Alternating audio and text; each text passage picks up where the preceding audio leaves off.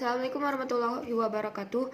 Hari ini saya akan cerita dari film Soekarno. Cerita diawali di Jawa Timur tahun 1912, tepatnya di rumah Raden Sukemi Sosro-Diharjo.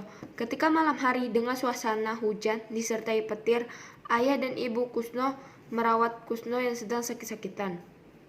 Di sini, panasnya Kusno tidak turun selama 2 bulan, sedangkan ayahnya selalu melakukan ikhtiar dengan berbaring di bawah ranjang Kusno, berharap penyakit Kusno pindah kepada dirinya. Pada hari yang ditentukan, saat usia Kusno 11 tahun, Sukemi, ibu Kusno, melakukan acara penyucian anaknya, yaitu dengan mengganti nama anaknya yang tadinya Kusno sekarang menjadi Soekarno, yang katanya terinspirasi dari kesatria Adipati Karno. Lalu ketika Soekarno berumur 18 tahun, dia pernah mencintai seorang anak Belanda yang bernama Mien. Dan Soekarno benar-benar nekat karena di suatu hari dia melamar Mien Helles untuk menjadi istrinya, yang kemudian Soekarno pun menuju rumah Mien. Waktu sudah memasuki halaman rumahnya, Soekarno pun menjadi gugup karena dia belum pernah sekalipun bertamu ke rumah orang Belanda yang sangat mewah. Namun, sayangnya waktu melihat Soekarno, ayah Mien mengusir Soekarno dengan cara tidak hormat. Singkatnya, pada umur 24 tahun, harapan bapaknya terpenuhi. Di umur 24 tahun, Soekarno berhasil mengguncang podium dengan kata-kata yang ia teriakkan. Karena hal itu pula, Soekarno harus dipenjara, tepatnya di Bandung, penjara Banceuy pada tahun 1929. Soekarno dituduh menghasut dan memberontak seperti komunis. Namun, keberanian Soekarno tidak pernah padam. Dia makin bersikeras untuk menggugat. Pada saat di gedung Landrat, Bandung pada tahun 1930. Namun, sialnya Soekarno lagi-lagi divonis 4 tahun penjara. Karena keputusan itu, ia dianggap kontroversial oleh kalangan cendekiawan Belanda dan pribumi di parlemen. Singkatnya, 2 tahun kemudian, Soekarno dibebaskan dan kembali berpolitik. Pada tahun 1934, Soekarno dan bersama istri yang bernama Inggit dan ketiga anak angkatnya, Soekarno dipindahkan ke Bengkulu karena malaria.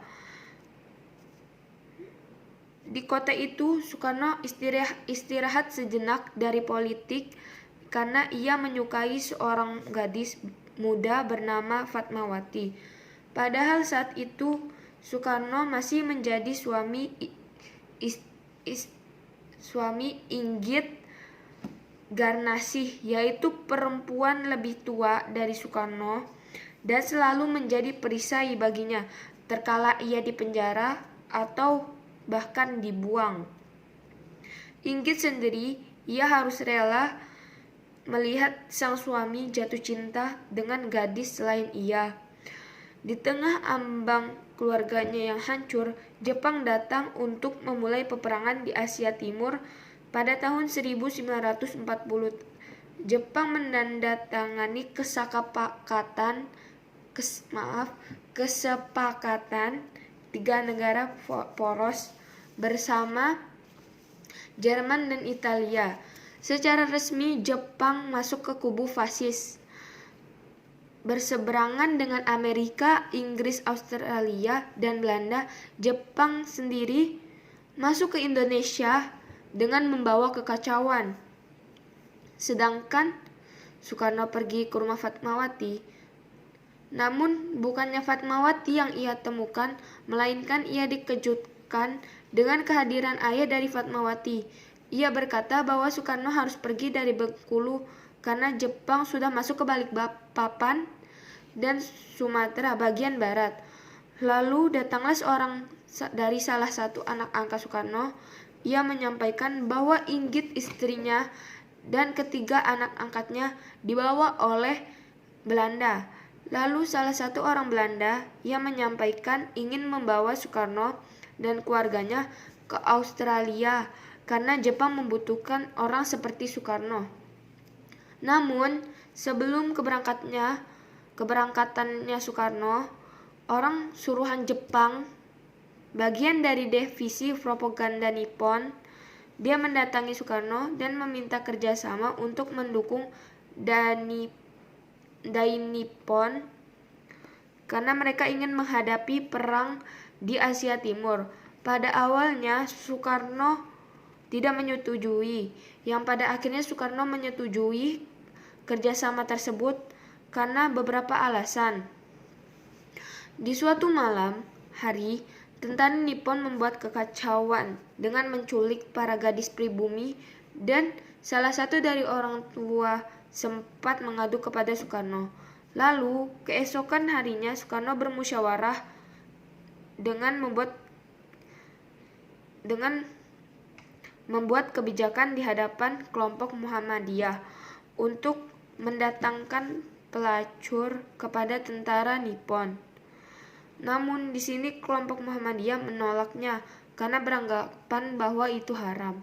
Lalu Soekarno menjawab, "Tetapi tentara Nippon akan mengambil anak-anak gadis kalian." Serentak mereka menjawab, "Kita akan mengangkat senjata untuk melawan mereka." Tapi salah satu dari mereka mengacungkan pendapat, senjata apapun tidak dapat mengalahkan mereka. Nippon akan membantai dengan mudah perempuan, anak-anak kita, bahkan orang tua akan habis dibantai. Malam pun tiba, kebijakan tersebut terlaksana. Lalu salah satu utusan dari Jepang menghampiri Soekarno dan memuji idenya yang berlian. Ia menyampaikan perintah dari Jenderal Imamura di Jawa untuk membawa pergi Soekarno ke Jakarta. Soekarno beserta keluarga dibawa ke Jakarta. Tanggal 9 Juni 1942, dengan kapal Bargas, kedatangan Soekarno dan disambut oleh Anwar Cokro Aminoto, Suendaro, Asmara Hadi, Ratna Joimi, dan Muhammad Hatta. Sejak Jepang masuk ke Batavia pada tanggal 5 Maret 1942, mereka melancarkan propaganda 3A. Kehadiran Jepang melahirkan dua arus pergerakan pemuda yang sama-sama kuat dari berbagai lapisan. Satu pihak mendukung, tapi di pihak lain menentang. Di suatu daerah, Menteng, Jakarta, lebih tepatnya di rumah Muhammad Hatta, Soekarno dan Syahrir berdebat dalam kerjasama Nippon, dan perdebatan itu menjadikan Syahrir tidak punya pilihan untuk bersatu dan tujuan untuk menghindari rakyat Indonesia dari kekejaman Nippon dan untuk mencapai kedaulatan rakyat. Lanjut part 2 nggak cukup.